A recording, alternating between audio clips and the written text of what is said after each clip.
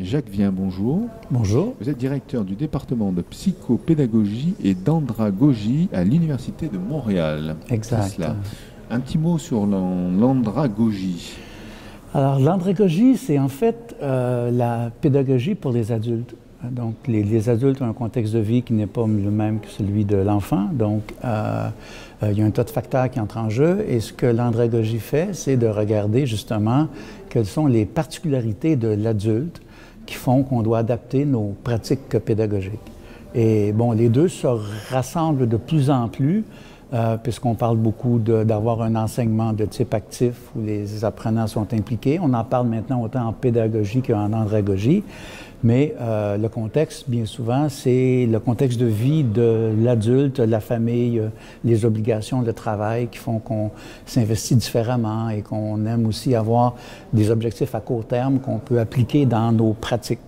Donc on est dans le contexte de la formation tout au long de la vie. Hein, exactement. Alors votre champ de recherche, c'est l'adoption. Alors pas forcément l'adoption des enfants, mais l'adoption des nouvelles technologies dans les pratiques pédagogiques, c'est ça? Oui. Oui, exactement. Ça fait une trentaine d'années que je travaille sur ce thème-là. En fait, les outils, on développe de nouveaux outils, etc. Et on essaie d'envisager en tant que chercheur des usages. Mais quand on les met en place, on se rend compte que dans le milieu, ce que les gens font avec est très variable. Bien souvent, il y a des détournements très riches et il y a souvent aussi des usages de surface qui ne vont pas très loin. On essaie d'intégrer les technologies en éducation depuis de nombreuses années, depuis 100 ans à peu près. Si on pense au cinéma dans les années 20, mais à chaque fois, le problème reste le même, c'est faire que en fait, au-delà de mettre les outils dans la classe, il faut penser à comment on va les utiliser et comment on va faire que les enseignants savent les utiliser d'une façon qui va permettre à leur apprenant d'en tirer un profit maximum. Donc, l'adoption doit être par les étudiants et par les enseignants.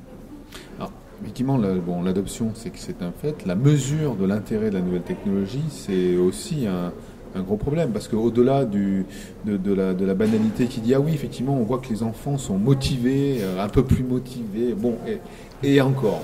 Alors, comment un chercheur peut apporter sa science pour mesurer justement l'impact de cette adoption et de l'intérêt de la nouvelle technologie? Il y a beaucoup de recherches qui sont faites sur l'adoption. Il y a beaucoup de recherches qui sont faites aussi sur la formation des enseignants. Ce que j'ai essayé de faire, c'est de faire converger ces deux domaines pour essayer de trouver des façons de regarder la formation de l'enseignant et voir à quoi doit-on former l'enseignant pour qu'il puisse arriver à l'intégrer et est-ce qu'on peut lui fournir certains outils qui vont lui donner des guides quand il va faire la conception ou disons, la conception de ces activités d'enseignement et d'apprentissage pour ses élèves. Donc, j'ai développé un modèle qui s'appelle Interstice, qui est issu des 30 années de travaux que j'ai faits et qui a été formalisé quand j'étais en Suisse dans les années 2001-2004 avec Daniel Peraya. Donc, on a formalisé ce modèle-là ensemble, qui est basé sur 3 grandes dimensions. La première, c'est où est la valeur rajoutée des technologies, qu'est-ce que ça donne de plus? La deuxième, c'est la cohérence pédagogique du dispositif et la troisième, c'est la culture e-learning. Je vais m'attarder pour maintenant sur la valeur pédagogique ajoutée. C'est pour moi un outil réflexif, un outil de questionnement qui peut servir très simplement à n'importe qui. C'est de se demander qu'est-ce que les technologies apportent de plus à moi comme enseignant et aussi à mes élèves comme apprenants. Et donc, on propose 7 indicateurs qui permettent de se questionner. Bon, exemple, le premier, c'est l'accès. Est-ce que les activités qu'on met en place vont permettre d'avoir un accès augmenté à des personnes, à des contenus, aux pairs, etc. Le deuxième, ça va être, est-ce que notre environnement permet d'adapter les activités d'apprentissage au profil de l'apprenant, aux besoins?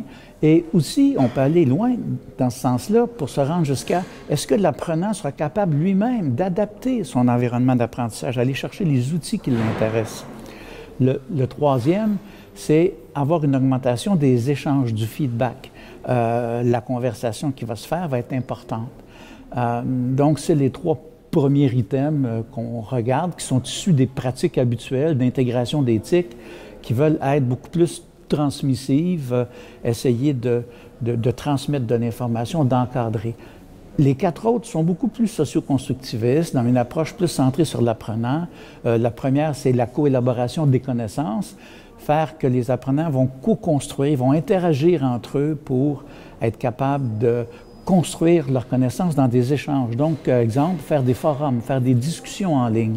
Ce que l'ordinateur peut faire, c'est de garder des traces. On parle de traces ici de plus en plus. Lorsqu'on apprend, si on a des traces de ce qu'on a déjà appris, on peut construire et aller au-delà de. Et donc, ça nous permet d'avoir un regard sur nos apprentissages. Les autres, c'est le fait de soutenir l'autonomie de l'apprenant. En quoi le dispositif ou l'activité que je vais faire donne des capacités à l'apprenant pour prendre en charge son apprentissage, des points de régulation, des points d'objectivation de ce qui a été appris, des moments où l'apprenant pourra faire des choix et dire, moi, je veux aller dans ce sens-là, je veux aller là. Et c'est au-delà de la personnalisation qu'on peut voir dans certains environnements pour dire, je prends vraiment en main mon apprentissage. Voilà, il en reste 2, je crois. Donc, il reste 2. Alors, j'essaie de m'en rappeler. Quand on est père de ce genre de choses-là, on oublie les jeunes enfants. Il y en a un qui est la simulation et les contacts avec la réalité. En quoi mon activité est branchée sur la réalité?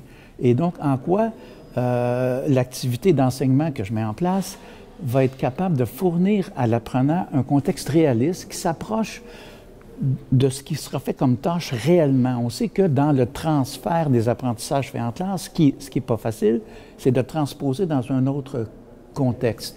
On sait aussi que quand on apprend, si le contexte est réaliste et qu'on a l'impression qu'il y aura un impact sur la vraie vie, on s'engage plus. Donc, c'est cette perspective-là qui est vue par la simulation, et on peut penser facilement à des simulations de vol ou à des ou aussi à des environnements où on est en contact par Internet, par exemple, avec des vraies personnes et qu'on résout des vrais problèmes réels. Et la dernière, c'est quoi? C'est le fait de soutenir des apprentissages complexes qui sont de type réflexif, de coélaboration, mais de type des outils de réflexion, comme les cartes conceptuelles, comme les modélisations qui permettent d'aller raffiner certains éléments et de pouvoir jeter un regard. Donc, ça fait 7 espèces d'indices qui peuvent permettre à un enseignant de se dire, est-ce que j'intègre ces choses-là? Maintenant, il ne faut pas les voir comme des choses qu'on doit mettre en tout, n'importe quand. Chacune de ces 7 dimensions-là sont pertinentes pour certaines situations. On sait que les stratégies d'enseignement et les activités d'apprentissage doivent être adaptées au type de compétences et au contexte, au fait que l'apprenant est expert ou pas, etc. Et donc, faire des discussions en ligne, c'est très bon pour certaines choses. Faire un projet en ligne, c'est très bon. Mais il y a aussi des fois où il faut qu'il y ait des exercices et l'apprentissage des bases et qu'on doit faire des activités plus restreignantes, mais qui permettent de construire les bases de ce qui sera fait après. Donc, c'est pas magique. Il y a une réflexion à développer autour de ça. Et les réflexions sont faites autour des 2 autres axes dont je vous parlais.